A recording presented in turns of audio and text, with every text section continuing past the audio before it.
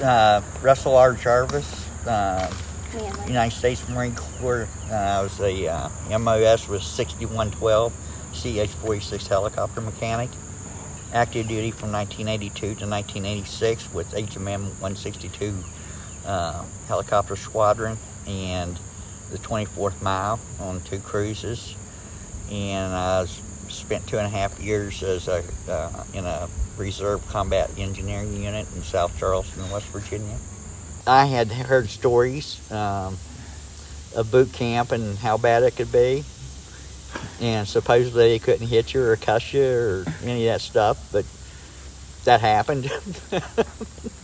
So probably one of the things that got me the most was they would PT us, and some of the guys physically wasn't able to take it, and they would lay down on the floor and do the dead bug. The first night I was there, at one point that morning, they told us to put our heads down on desks. We was in like school chairs, school desks, and they told us to put our head down, don't look around, don't fall asleep. And I was in an aisleway, right beside an aisleway, and behind me there was a hatch or doorway, and went to another room. You couldn't see back there or anything. But out of the corner of my eye, I see somebody, one of the recruits, get up and out of his desk, and he comes walking around and starts down the aisle. He gets a couple steps behind me, and a DI comes out of the back room, and says, "What the hell are you doing?" And he hit the recruit. I mean, hit him. When he hit him, the recruit fell back. His head hit the corner of my desk and hit the ground, and he was out. And I slid back and kind of looked between the desk and my lap and the chair, and I seen a big puddle of blood. And I thought, oh my God, they done killed this one. And I'm next. The DI jumped on his chest, started slapping him around. "You can't die on me, you son of a..." And then within, about as soon as he sat down on the recruit and started slapping him, 3 other DIs come out of the back room and grabbed him off, and MPs showed up, and the ambulance got the recruit and took him out of there. And he come back later. The same recruit came back to the platoon, and he had it pretty easy. He had it compared to the rest of it. They didn't mess with him much after that. He graduated, but yeah, he had it a little easier than the rest of us for the rest of the time. So I had surgery in February of '83 at Camp Lejeune, and then when I got back off medical leave, they asked me if I wanted to go with the squadron, because we knew we was going into Beirut by that time. And I said, no, I'd rather stay with my squadron. And that might have been a dumb thing for me, because 6.5 months on a steel deck ship with a bad knee that just had surgery on probably wasn't one of the smartest things I'd done. But I wanted to stay with the squadron guys I served with, you know. I felt at home and felt good with the squadron. So in May of '83, we cruised to Mediterranean, Beirut specifically. And in July of '83, while we was in Beirut, they had to medevac me to Naples, Italy, and they did another surgery. August the 6th, 1983, the E-Club in Naples, Italy, there was 4 or 5 steps up, and it had saloon-type bar doors on the E-Club. And evidently I was feeling pretty cocky that day, so I come running up the steps. I go airborne through the doors, land on my belly, and slide across just perfectly wax forward. Slide right up to the bar, jump up on my feet, and tell the bartender, give me a strokes. His eyes is that big around. He said, your sergeant major is right behind you. At that time, I hear this big thunderous voice. Ring, wait. And I lock and cock. I'm in civilian clothes, but I lock and cock, and I turn around, and here sits this monster of a man, and with another man in a business suit. It's American. So this This is above my pay grade. By a long shot. What are you doing? I said, it's my birthday, Sergeant Major. He said, it is. I said, yes, sir, it is. Just come sit down. We'll have a beer. It turns out it's Sergeant Major Fred Douglas. He was the battalion Sergeant Major. I come from some hospital or somewhere on the day, and I don't remember exactly which day it was. I remember it was the day that Lozier and the other one, Marine, was killed. The first two was killed in Beirut while we was there. And I come back to barracks, and he's up. We're on third floors where we stayed, and there's balconies out over top of the E Club, and he's up on the balcony, and he's cussing this Navy captain up one side and down the neck. I mean, he's loud. He had a beautiful baritone voice, and so it just rung out, you know. And he's cussing this Navy captain up one side and down the next. So I come in and I go upstairs, and I come back down the hallway on the balcony. I said, what's going on? And I'm saying, blankety blank. I want to go back. I lost 2 men today, and I'm going back to Beirut. Are you going with me? I'm not been medically released. He said, I didn't ask you that. I said, are you ready to go back to Beirut? Yes, sir. I am. He said, get your shit together. We're leaving in the morning. So the next morning, he gets up. Now, he's got an overnight bike, a little overnight bike. I got a seat bike packed. I got a ditty bike packed. I got a clothing bag back.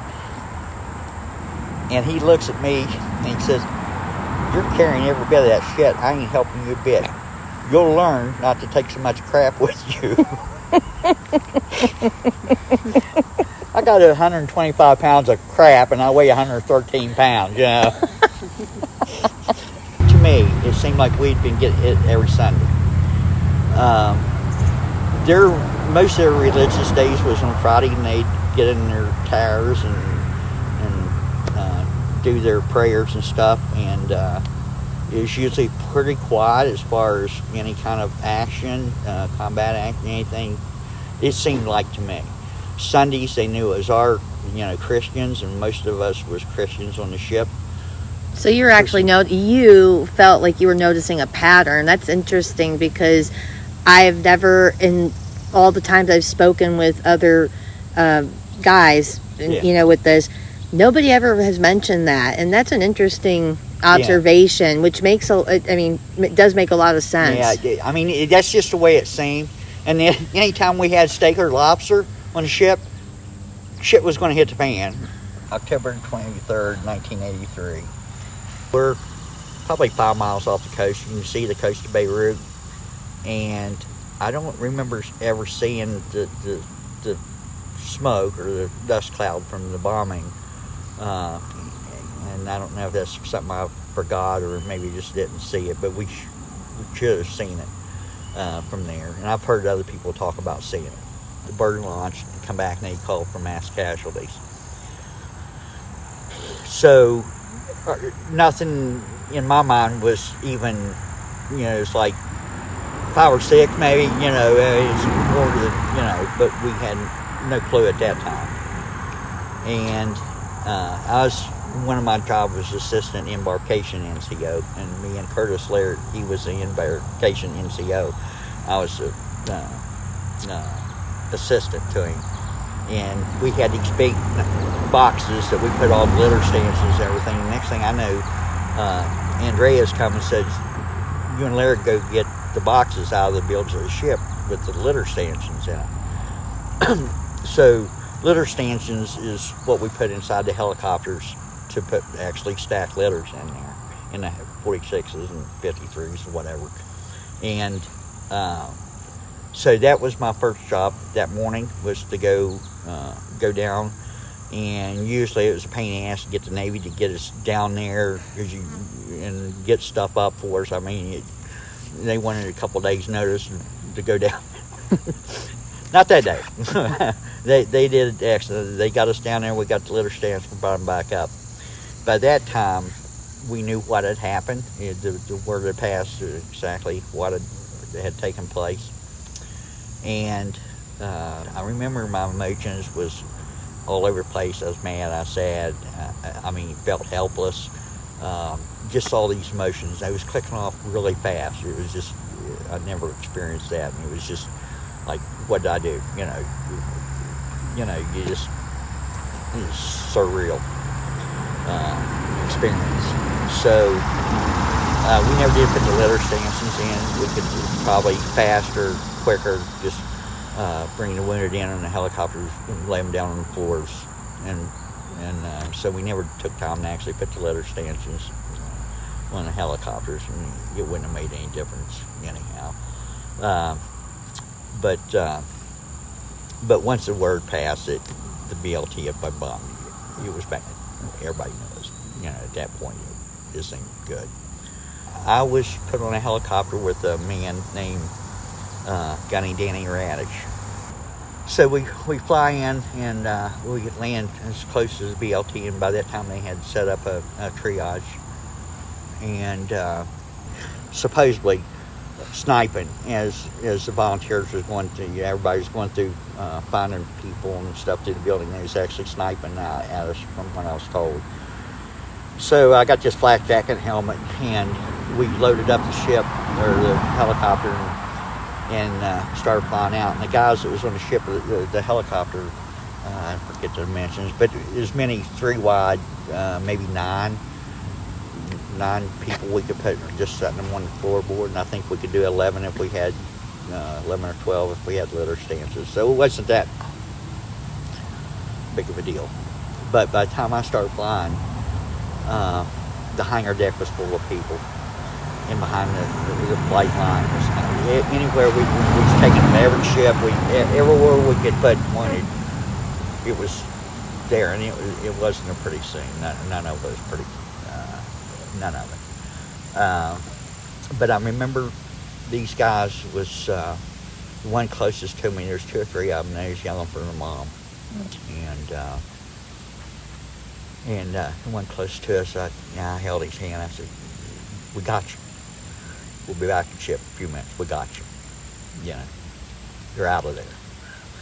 And I can remember him yelling for his mom, and I don't remember anything of that day.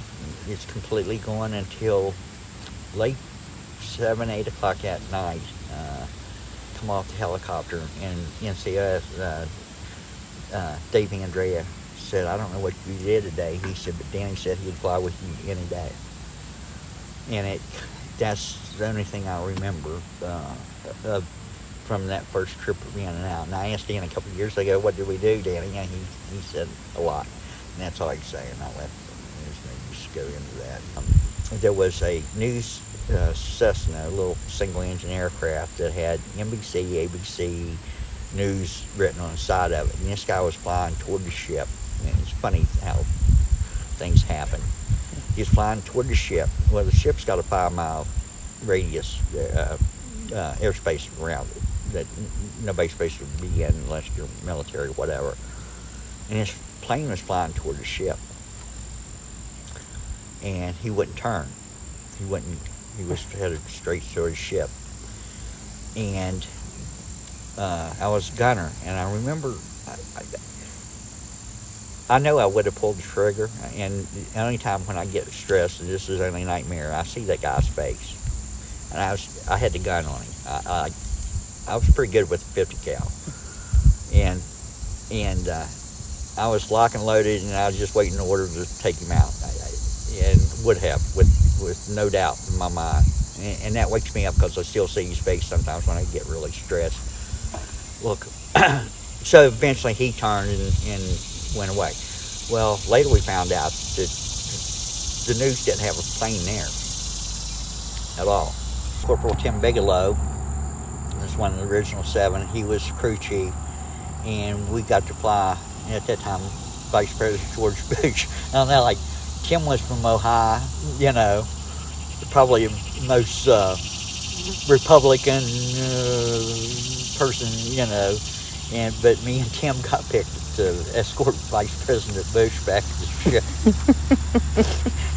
So we fly into Signanella, and of course we had a 53 with us. I think both Hueys and both Cobras, and we fly in, and presidential plane flight, it's landing, we go in. Well, we had to take the guns out of the windows when we went to that country before we got there. It wasn't like wasn't having to have the guns. Well, there was a French Mirage, I think it was a French Mirage, that flew up close to us. And they was telling get the hell away from it, go away. And once again, I was like, I'm going to have to take this sucker out. So the CIA, the Secret Service, they come running on our helicopter and they pulling out these phones, which cell phones wasn't, they're kind of the old bike phones. And they're pulling out Uzi, they're pulling, why ain't you got the guns in the windows? And like, we ain't allowed to put the guns in the windows, so we put the guns back in the windows.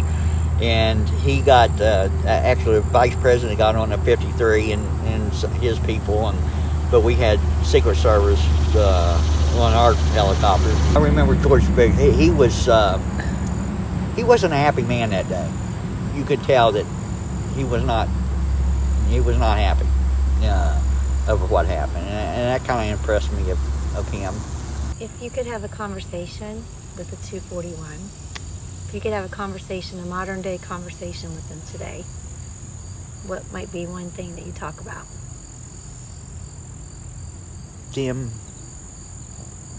Their sacrifice.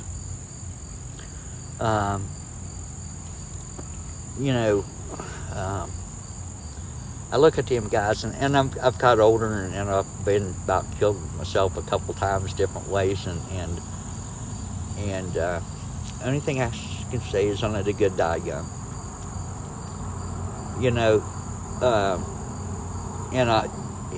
Looking back, it looks like their death was somewhat in vain.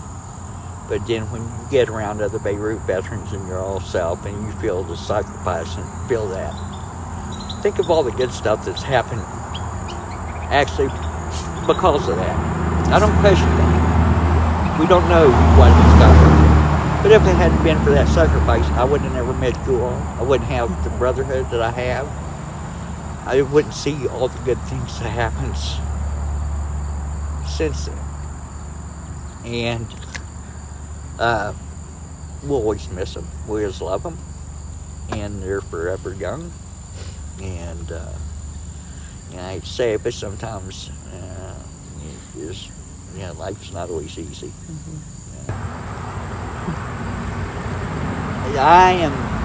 I'm happy to be a Marine.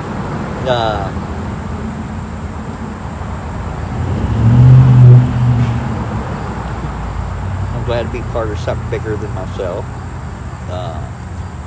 The brotherhood is fantastic, and it's been I'm starting to get older, and I realized that really all veterans we're all veterans. We all sign the same check. I still got that pride. I tried to hide it maybe more than other Marines. Semper Fi.